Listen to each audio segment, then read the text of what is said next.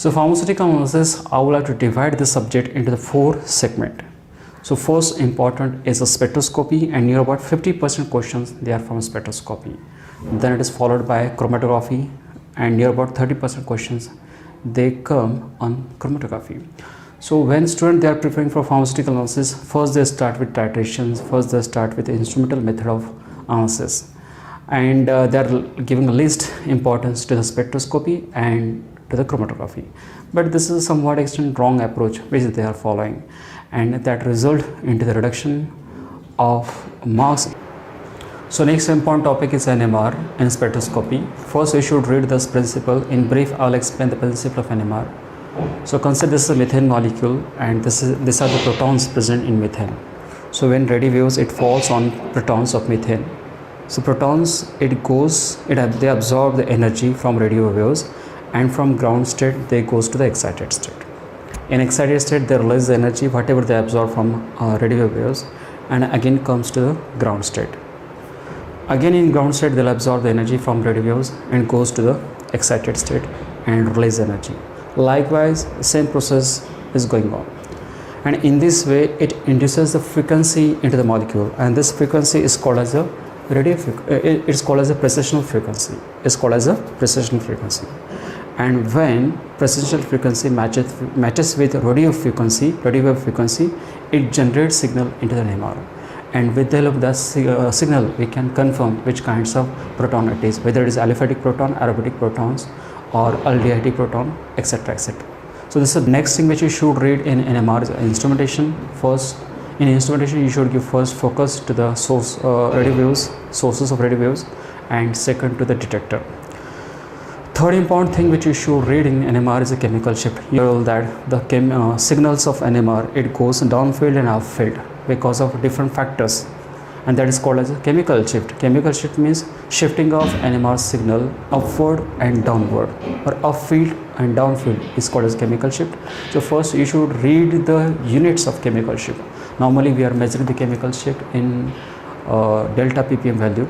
So in detail you should read what is delta ppm value and what other units are also available. Other unit is a Tesla.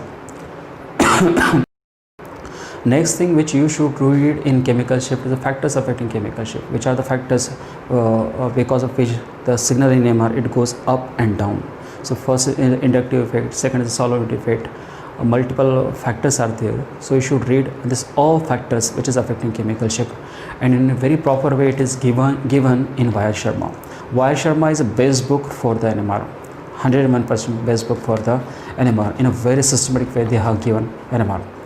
Third thing is that you should read the solvents used in NMR. You know very well that we are not using a protonated solvent like a CHCl3 chloroform. Rather than a CHCl3 we are replacing hydrogen with deuterium. So we are using a CDCl3. Likewise we are using a DMSO, CDCl3. These are the two commonly used solvent in NMR. Next thing which you should read is the internal standard. Normally we are using the tetramethylsilane as an internal standard. Next thing which you should read is the internal standard. Normally we are using tetramethylsilane as an internal standard. You should also read why we are using tetramethylsilane as internal standard. 4 to 5 reasons are there. Next one is the J value and Pascal triangle. These two things again you have to read from the Y.R. Sharma. The next important question which is every year asked in an aperture examination is how many signal you can expect from given molecule. For example, they would be giving you ethane. So in ethane only one set of protons are there, so you can expect only one signal. If it is ethyl chloride, so because of chloride the chemical environment of CH2 is something different and chemical environment of CH3 is something different. So because of chlorine group which is present in ethyl chloride, you can get 2 signal. So likewise you have to practice for number of signals.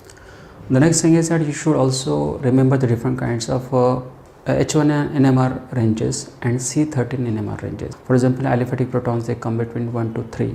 Okay, the proton of methoxy will come with 3.9. Then all the group like SH, NH, OH and COH, if they are attached with aliphatic carbon, then the range will be like 4 to 6. If it is aromatic proton, they will come between 6.5 to 8.5.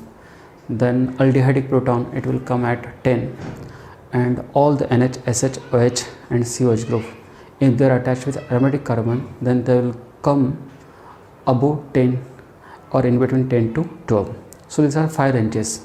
Okay, the first is aliphatic proton, which will come between 1 to 3. Second is the methoxy proton, OCS3, which will come at 3.9.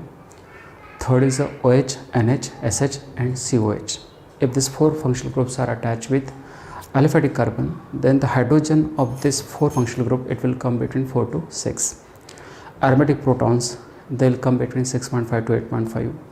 Then at 10 you will be getting the proton of aldehyde, and 10 to 12 you will get the SH, NH, OH and COH peak if they are attached with aromatic carbon.